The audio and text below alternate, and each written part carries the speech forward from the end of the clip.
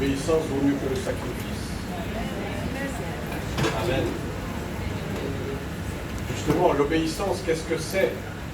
Eh bien, l'obéissance, c'est déjà s'offrir soi-même. Je t'obéis, Seigneur, ça veut dire que je renonce à tout ce que je suis. Je renonce à mes envies les plus primaires. Je renonce à mes désirs personnels. Parce que je veux t'obéir. Je veux faire ce qui est bon, agréable et parfait. C'est le verset de Romains 12 que nous allons prendre tout de suite d'ailleurs. Romains chapitre 12. Vous m'excuserez, je retire mon oreille.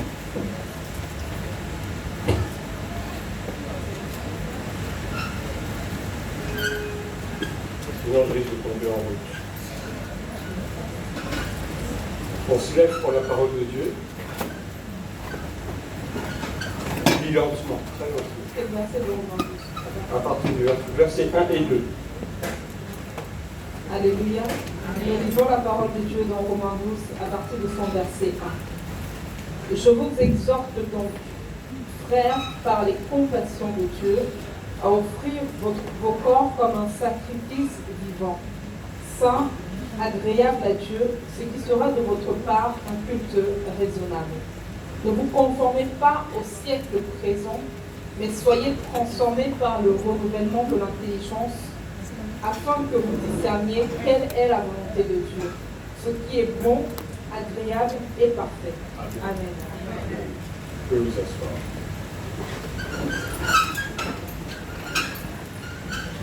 Ce qui est bon, agréable et parfait. Ce qui est bon. Seul Dieu est bon. Mais si nous faisons ce qui est bon, ça veut dire que nous faisons en conformité avec la bonté de Dieu. Nous agissons en fonction de ce que Dieu lui-même agit pour nous par sa bonté. Sa bonté fait que nous sommes vivants aujourd'hui. Sa bonté fait que nous sommes en bonne santé. En fait, sa bonté, c'est la personnalité même de Dieu. Dieu est bon en tout temps. Il est bon hier, il est bon aujourd'hui, il sera bon demain. C'est la bonté de Dieu qui a créé l'univers. C'est par sa bonté qu'il a créé. Vous me direz, oui, mais il a créé par la parole, etc. Il a dit que la lumière soit, d'accord. Mais tout ça, c'est le reflet et la conséquence de sa bonté. Il a voulu que la terre existe. Il a voulu que les cieux existent. Il a voulu que tout existe dans cet univers à cause de sa bonté. C'est sa bonté qui crée toutes choses. Et c'est sa bonté qui fait que nous pouvons obtenir des choses en lui demandant. Mais auparavant, il y a quand même une condition, c'est d'offrir nos vies comme un sacrifice. Amen. Amen. Ce qui est bon, ce qui est agréable, ça veut dire qui est agréé par Dieu, qui est accepté par Dieu. Agréable, c'est pas le sens de la douceur, oui, c'est agréable, je vais au bord de la mer, il fait beau. Non, non. Ce qui est agréable, c'est ce qui est digne d'être agréé, c'est-à-dire accepté par Dieu. Le sens des mots est important. Et souvent, on ne comprend pas très bien, on prend les choses au premier degré. Mais avec Dieu, il n'y a rien au premier degré. Il faut savoir lire entre les lignes. C'est important. Saint. Pourquoi saint? Parce que Dieu lui-même est saint. Dieu est bon, Dieu est saint. Donc si nous sommes à l'image de Christ, nous aussi, nous devons refléter la bonté et la sainteté. Et la sainteté, c'est quoi? Ça consiste en quoi? Eh bien justement, c'est de se préserver des souillures du monde. Se préserver de tout ce qui nous attire, tout ce qui attire nos regards. La Bible dit que, concernant Jésus, qu'il n'avait rien même pour attirer les regards. On décrit souvent Jésus comme un être extraordinairement beau, etc. On n'en sait rien. Moi, je n'ai pas vécu en son temps, je ne sais pas. Mais on dit qu'il n'avait rien pour attirer le regard. C'était quelqu'un comme tout le monde. C'est pas ça qui importe, c'est pas ce que vous voyez avec vos yeux qui est important. Mais il y avait quelque chose qui sortait de lui, qui émanait de lui, une présence, une puissance divine qui faisait qu'il attirait les foules. C'est pas sa beauté physique qui attirait les gens, pas du tout. Mais nous sommes toujours attirés par ce qui est visible aux yeux. Il y a eu un écrivain français qui était aviateur, en plus, s'appelait Antoine de Saint-Exupéry, qui a écrit « On ne voit bien qu'avec le cœur. L'essentiel est invisible pour les yeux. » Pourtant, Saint-Exupéry n'était pas spécialement croyant. Mais vous voyez que même des gens qui ne sont pas croyants, souvent, ont du bon sens. Ils ont une intelligence supérieure. Dieu peut parler à n'importe qui. L'essentiel est invisible pour les yeux. Et pour nous, qui nous disons disciples de Christ, l'essentiel est invisible pour nos yeux. C'est notre cœur que Dieu veut. Ce n'est pas notre physique, il s'en fiche de notre physique, il nous a fait comme ça, et puis voilà. Hein? Si tu as le nez un peu long, un peu tordu, c'est pas grave. Hein? C'est pas ça qui importe pour Dieu. Ce qui importe, c'est que nos cœurs lui soient dédiés. Amen. Et vivre dans la sainteté, dans la sanctification, si vous voulez, c'est à peu près pareil. Et la sanctification, c'est un processus. La sainteté, c'est un état. La sanctification, elle doit se renouveler à chaque instant de notre vie. Ça consiste en quoi? Eh bien, ça consiste justement à fuir les passions, à fuir ce qui nous pousse au péché. Se sanctifier, c'est se mettre à part pour Dieu. C'est-à-dire ne pas marcher selon les convoitises de ce monde, selon la marche de ce siècle. Et c'est ce que l'apôtre dit, ne vous conformez pas au siècle présent. La sanctification, c'est fuir le conformisme. On est tellement habitué, je ne sais pas vous, mais moi, je le vois tous les jours quand on regarde l'actualité, quand on regarde dans la rue ce qui se passe, on est tellement habitué au conformisme. Nous sommes formatés. On nous met dans des moules. La télévision, les informations, n'importe quoi, le cinéma, la mode, tout ce que vous voulez. On nous place dans des cases. Et ça ne vient pas de Dieu. Pourquoi? Parce qu'il y a un désir d'unification. Ça, c'est l'esprit de l'Antéchrist. Unifier la pensée. Unifier la mode. Il faut que tout le monde pense pareil. Il faut que tout le monde mange pareil. Il y a une nouvelle mode qui est sortie il y a quelque temps qui s'appelle le véganisme. Vous avez entendu parler de ça. Mais c'est d'une absurdité totale. Totale. Mais c'est une mode qui est beaucoup s'y conforme. On s'y conforme parce que tout le monde le fait, alors on le fait. Mais est-ce que vivre en Christ, c'est se conformer? Oui, se conformer à la parole de Dieu. La parole de Dieu qui précisément nous dit de ne pas nous conformer. Nous sommes formatés. L'unification de la pensée, l'unification du mode de vie, l'unification de l'éducation, de la culture. Ça, c'est l'esprit de l'Antéchrist. Pourquoi? Parce que c'est ça qui va nous dominer bientôt, et qui commence déjà à nous dominer. Mais nous, il nous est dit de ne pas nous conformer à ça. Nous devons lutter contre ça. Nous devons réagir contre ça. Il est temps de nous réveiller, frères. Il est temps de dire non à ces choses. Le mariage pour tous, non, on n'est pas d'accord. On n'est pas d'accord. Que ça vous plaise ou non, on n'est pas d'accord.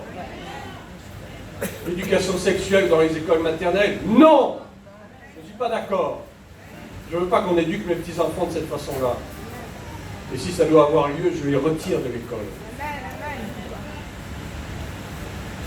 On doit dire non à tout ce que le monde nous propose parce que le monde n'est que vanité. Le monde regarde à l'apparence.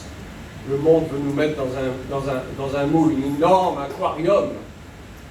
On va être comme des poissons à dire amen à tout. C'est ça que vous voulez pour votre vie? C'est ça que vous voulez pour vos enfants? Pour vos petits-enfants? Pour les générations qui vont venir? Enfin, s'il y a encore des générations. Parce que vu les temps qui courent, je crois que le Seigneur ne va pas tarder. Je ne sais même pas si nos petits-enfants atteindront l'âge de la majorité avant que cela n'arrive. Mais enfin, je ne fais pas de pronostic. Je ne veux pas au tiercé. Mais les temps sont là. Tout nous montre que l'été est proche. C'est vrai que nous sommes en été. Mais spirituellement, l'été est proche. Les bourgeons se font déjà sentir depuis longtemps. Les signes sont là. Les signes de son retour sont là. Et nous continuons à vivre comme si de rien n'était. Nous continuons à vivre dans le conformisme. La société nous plaît parce qu'on y trouve un certain confort. Mais le confort, c'est la mort. Bon. J'aime bien faire des jeux de mots de temps en temps. Le confort, c'est la mort. Et oui, c'est pour ça que l'apôtre nous dit, ne vous conformez pas au siècle présent. Parce que si vous vous conformez au siècle présent, vous allez mourir. Non seulement vous allez mourir spirituellement, mais aussi probablement physiquement. Parce que quand on meurt spirituellement, qu'est-ce qui se passe? Notre âme n'est plus nourrie. On néglige la parole de Dieu. On néglige la vie spirituelle. Et finalement, petit à petit, ça retentit sur notre corps, même sur notre physique. Lorsqu'on a été habitué à écouter la parole de Dieu, à méditer la parole de Dieu, à prier selon la parole de Dieu, et que d'un coup les choses s'arrêtent, progressivement, on délaisse ces choses, parce qu'on préfère se conformer. On aime notre confort. C'est la mort qui nous attend. C'est la mort qui nous attend. Ne vous conformez pas au siècle présent, mais soyez renouvelés. Ah, renouvelés. Pourquoi renouvelés? Nous avons été nouvelés, je dirais, une première fois lorsque nous avons accepté Christ dans nos vies. Nous sommes nés de nouveau. Mais après, qu'est-ce qui s'est passé pendant un certain temps? Oh, nous étions tout feu, tout flamme. Oui, la vie en Christ est formidable. On a évangélisé à tort et à travers. On a évangélisé même nos familles, ce qui était extraordinaire. On a évangélisé nos collègues de travail, ce qui est encore plus extraordinaire. Et puis ça a duré un certain temps, quelques mois, peut-être quelques années. Et puis petit à petit, on arrive sur une pente descendante. Parce que de nouveau le confort s'installe. Parce qu'on est content, on va à l'église, on a fait des connaissances, on a des nouveaux amis. On écoute le pasteur, oh, ces sermons sont formidables, etc., etc., etc., etc. Et petit à petit, on perd ce feu. Ça vous est jamais arrivé? Alors, soyons francs. Ça vous est jamais arrivé? Vous êtes des gens exceptionnels. Moi, ça m'est arrivé plus d'une fois. Mais ça, c'est la nature humaine, c'est la chair qui reprend le dessus. La chair lutte constamment contre l'esprit. Constamment. Du soir au matin, et du matin au soir, la chair est en lutte perpétuelle avec l'esprit. Mais si nous ne sommes pas vigilants, si nous ne sommes pas attentifs à notre propre vie, alors c'est la chute. Et donc, nous sommes nés de nouveau. Après, il y a eu ce temps où nous étions avec un engouement incroyable pour les choses de Dieu. Incroyable, je peux vous dire. Ça m'est arrivé aussi. J'ai donné ma vie au Seigneur en 1995 avant Jésus-Christ. Amen. Non, en 1995. Il n'y a pas si longtemps. Hein. Mais on est plein on est rempli de l'esprit. Allez, oui, c'est formidable. Allez, viens au Seigneur, viens au Seigneur. Et puis au bout de 3, 4, 5 ans, on va évangéliser, oui, on va y aller de temps en temps, quoi. Le Seigneur, comme il dit, j'ai autre chose à faire. Il y a des courses à faire, machin. Renouveler, ça veut dire que Dieu va de nouveau nous nouveler. Pourquoi? Parce qu'il ne veut pas qu'on reste dans cet état de léthargie spirituelle, dans cet état de semi-sommeil spirituel, dans lequel nous nous sommes plongés nous-mêmes parce que nous voulions de nouveau nous conformer au siècle présent. Notre intelligence n'a pas été renouvelée. Elle a été une première fois, mais il faut qu'elle le soit une deuxième. Renouvelée, renouvelée. Pourquoi? Parce que nous vivons dans les derniers temps, des temps extrêmement dangereux, où on nous pousse justement au conformisme et au confort. Renouvelez l'intelligence afin que vous discerniez. Ah, ça fait appel à quoi ici? ça fait appel au discernement. Le discernement, qu'est-ce que c'est? Eh bien, c'est une faculté spirituelle. Le discernement, la sagesse, la connaissance, l'intelligence spirituelle, c'est ça. Le discernement, c'est savoir faire la distinction entre ce qui est bon et ce qui n'est pas. Entre ce qui vient de Dieu et ce qui ne vient pas de Dieu. C'est ça le discernement. Et la meilleure arme du discernement, c'est quoi? Eh bien, c'est la parole de Dieu. Pourquoi? Parce que la parole de Dieu est comme une épée à double tranchant, qui sépare la moelle, qui sépare les os et les moelles, et qui discerne, qui fait la séparation dans les sentiments du cœur et de l'âme. La parole de Dieu est tranchante. Et c'est elle qui fait le discernement. Mais si nous ne sommes pas remplis de la parole de Dieu, comment pouvons-nous avoir du discernement? Non, nous n'aurons pas de discernement, nous allons continuer à nous conformer dans les choses de ce monde, afin de discerner quelle est la volonté de Dieu, ce qui est bon, agréable et parfait. Discerner quelle est la volonté de Dieu. Est-ce que tu sais quelle est la volonté de Dieu pour toi aujourd'hui? Est-ce que c'est d'avoir beaucoup d'argent? Est-ce que c'est de te marier dans 2 mois? Est-ce que c'est d'avoir un 3e enfant? Est-ce que c'est d'avoir un bon travail? Est-ce que c'est d'avoir beaucoup d'amis? Est-ce que c'est ça la volonté de Dieu pour toi, tu crois? Ça peut faire partie de la volonté de Dieu, mais ce n'est pas l'essentiel. Encore une fois, le discernement nous pousse à rechercher ce qui est essentiel. Essentiel, primordial, vital. Je disais tout à l'heure, l'essentiel, c'est le ciel. Bon, c'est une façon de parler, mais ça veut tout dire. L'essentiel, c'est de rechercher quoi? Le royaume des cieux et sa justice. Mais la parole de Dieu nous promet que si nous faisons cela, il nous donnera tout le reste. Mais pourquoi est-ce qu'on veut inverser les choses? Pourquoi est-ce qu'on veut déjà avoir le reste avant de rechercher l'essentiel? Et ça, c'est la nature humaine. La nature humaine veut d'abord rechercher ce qui plaît aux yeux, bien entendu. Ah, j'ai une nouvelle voiture. Oh, tant mieux, gloire à Dieu. Mais est-ce que c'est ça ton souci premier? Moi, ça m'est égal d'avoir une belle voiture ou de ne pas avoir une belle voiture, je m'en fiche. Il me manque 4 roues et un volant et un moteur, c'est pas ce que je demande. Ah, le jour où j'achèterai une voiture avec 3 roues, simplement, je me poser des questions. Mais attendez, pourquoi est-ce que beaucoup de chrétiens s'attachent à ce qui n'est pas essentiel? Mais je dirais même, dans l'Église, on s'attache trop aux miracles et aux prodiges. Mais est-ce que c'est ça l'essentiel? Pas du tout. Ça fait partie, mais ce n'est pas essentiel. Moi, je ne sais pas, j'ai jamais fait l'objet de quelconque miracle dans ma vie, je crois pas. Guérison, oui. Mais guérison et miracle sont 2 choses différentes. Mais, oui, les miracles, oui, alors, une grande soirée de miracles. Ça, c'est bon. Grande soirée prophétique. C'est bien, mais est-ce que Dieu guérit un seul jour? Est-ce que le 18 août prochain, il y a une grande veillée de miracles à tel endroit? Mais ça veut dire que le 19, Jésus ne guérit plus, quoi. Il n'y a plus de miracle. Hein? Il y aura des miracles entre 20h et 20h30. Et à 21h, c'est fini, vous pouvez passer votre chemin, il n'y a plus de miracle. Est-ce que c'est comme ça que Dieu agit? Le temps de Dieu n'est pas le tien. Dieu agit quand il veut, comme il veut, où il veut, et avec qui il veut. Il peut même agir avec quelqu'un qui n'a aucun titre. Alors, il faut arrêter ça.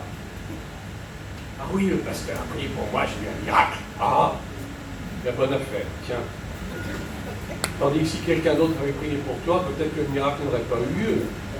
Et pourtant, qu'est-ce que Jésus a dit? Allez, prêchez l'évangile à toutes les nations, guérissez les malades, ressuscitez les morts. Ressusciter un mort, ce n'est pas un miracle pour vous, peut-être. Il faut arrêter ça.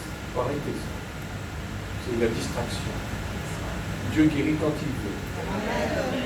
Aujourd'hui même, c'est peut-être le jour de ton miracle. Peut-être que ça fait des années que tu attends ce miracle. Mais peut-être que ton cœur n'était pas prêt à le recevoir aussi. Un miracle n'arrive pas comme ça, sans raison. Mais Dieu connaît le moment où il va faire son miracle. Et si ce n'est pas aujourd'hui, ce sera demain. Et si ce n'est pas demain, ce sera après-demain. Mais pourquoi tu veux te plaindre? Ah, j'ai pas été guéri. Vraiment, le pasteur, il est nul. Excusez-moi, mais j'ai entendu ça plusieurs fois. Pas ici, parce qu'ici, de toute façon, il ne se passe jamais rien. L'église parfaite, chrétien parfait. Il a prié pour moi, il n'a même pas jeûné, vous vous rendez compte, c'est honteux. Il n'a même pas prié en langue, il m'a imposé les mains et puis il ne s'est rien passé. Il ne s'est rien passé. Probablement ta foi est nulle, excuse-moi. Ou que ton cœur n'était pas disposé, parce que tu regardais à l'homme. Tu regardais à l'homme. Ah, il a posé yeux bleus. Sa cravate, il l'a mise de travers. Mais oui, mais écoutez, frère, j'ai l'air de rigoler comme ça, mais vous savez. Bon, il faut être de bonne humeur avec le Seigneur quand même. Mais si nous regardions à Christ, peut-être que les choses seraient autrement. Une fois de plus, c'est du conformisme. Parce qu'il est pasteur, parce qu'il est bishop, parce qu'il est archibishop, parce qu'il est archibishop. 33e degré de la franc-maçonnerie. Alors, j'ai le droit d'être guéri. J'ai le droit d'avoir mon miracle. C'est une autorisation express. Mais il n'y a rien du tout. C'est un simple fidèle. Un simple chrétien. Mais c'est bizarre quand même, parce que parfois il arrive que même de simples chrétiens puissent prier pour vous et que vous obteniez votre miracle. Est-ce que c'est insensé ce que je dis? C'est pas insensé. Pourquoi Jésus a dit à ses disciples, guérissez les malades? Est-ce que les disciples avaient des titres d'archibishop, d'archi-archevêque, d'archiprêtre? Ils n'avaient rien de tout ça. Ils étaient habillés comme vous et moi, enfin.